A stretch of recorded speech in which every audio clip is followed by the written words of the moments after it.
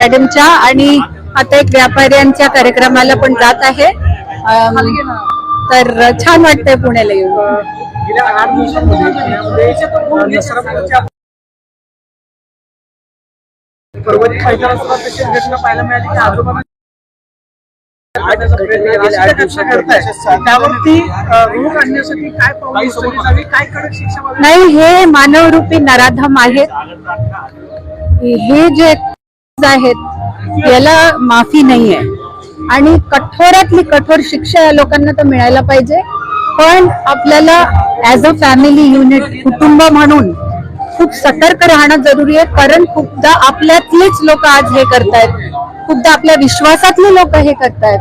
आणि दुसरं, जसं आम्ही सुरुवातीला पण चालू केलं होतं मॅडम बरोबर, पण जसं स्कूल्समध्ये गुड टच बॅड टच जे छोटे छोटे कोर्सेस होतात किंवा जे मॉरल एज्युकेशन मध्ये जसं सांगतात, गुड साईड बॅड साईड पण एक वेगळी असते. ते आपल्याला लक्षात घेऊन अशा लोकांना एकदम दूर ठेवणं आणि तुरुंगात ठेवणं खूप जरुरी आहे. यासाठी ऍज अ फाउंडेशन पण आम्ही एक हेल्पलाईन चालू करतोय. त्याच्याद्वारे पण कोणालाही काउन्सिलिंग पाहिजे असो किंवा मदत कोणत्याही प्रकारची ते आम्ही देऊ आमच्याकडनं.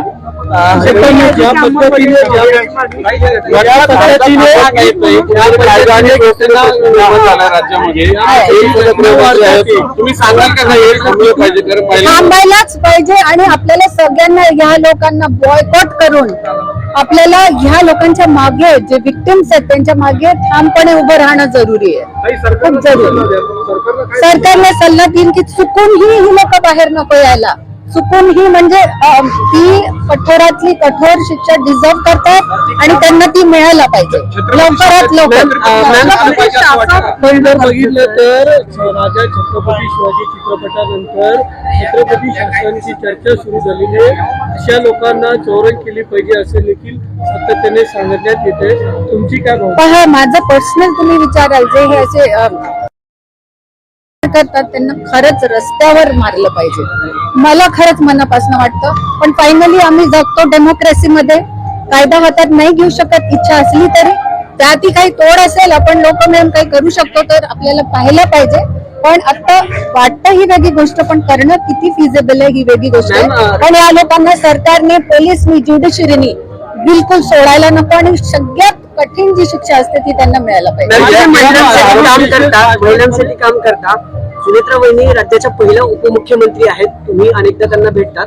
त्यांच्या चिरंजीवांनी काल एक इच्छा म्हणून दाखवली की 29 मध्ये त्या मुख्यमंत्री हवा. महिला म्हणून तुम्हाला वाटतं की राज्याची महिला मुख्यमंत्री व्हायला पाहिजे? मला नक्कीच वाटतं जी महिला पुढे येऊन लोकांसाठी झटेल, कामं करेल दिवस रात्र, ती सुमित्रा वहिनी असो किंवा भाजपाची कोणी स्त्री असो, जे सगळ्यात डिझर्विंग असेल तिने पुढे येऊन मुख्यमंत्री बनलं पाहिजे असं. या नसरापूर मधली जो आरोपी यापूर्वी 2दा अशाच केसेस मधून तो निर्दोष सुटला. न्यायव्यवस्था कुठेतरी या सगळ्या गोष्टीमध्ये सिरियस सुटले पण आत गेले परत नाही. तिसरा गुन्हा घडला ना. हो, तर आता याच्यात आपल्याला as a society we have to take a stand. I have taken a stand की या लोकांनी बाहेर निघालंच कसं, त्यांचं झालं निघणं कसं. तर हा जाब मी देवेंद्रजी पण विचारणार आणि आपल्याला पोलीस, ज्युडिशरी सगळ्यांना विचारावं लागेल की कुठे ती उणीव राहिली आपल्या सिस्टीम मध्ये किंवा आपल्या पूर्ण प्लीडिंग मध्ये. आपण जे प्लीड केलंय त्याच्यात कुठे उणीव राहिली की असं झालेलं आहे, ते स्टडी करून आपल्याला त्याचा पाठलाग करणं जरुरी आहे. सातत्याने मागणी होती विरोधकांकडनं. मला वाटतं स्पेशली जे मी तुम्हाला म्हटलं,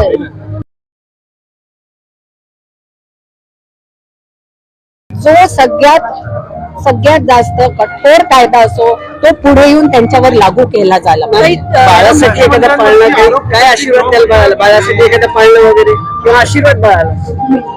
माझे पूर्ण गुड विशेस.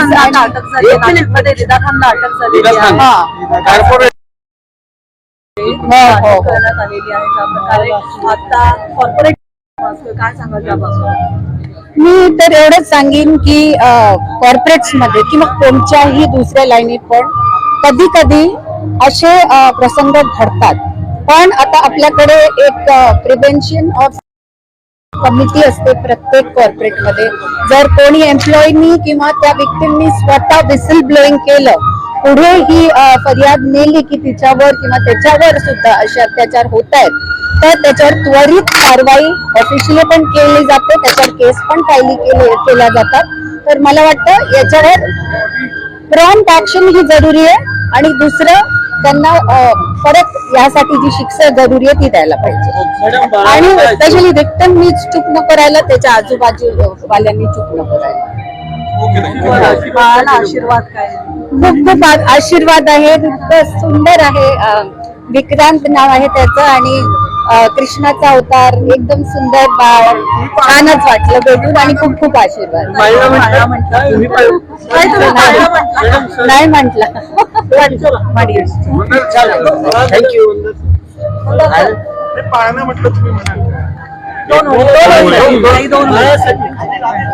मी फक्त बेस्ट विशेस दिले बाळाला आणि दीर्घायू आणि सुख समृद्धीचं आयुष्य मिळो अशी कामना करते.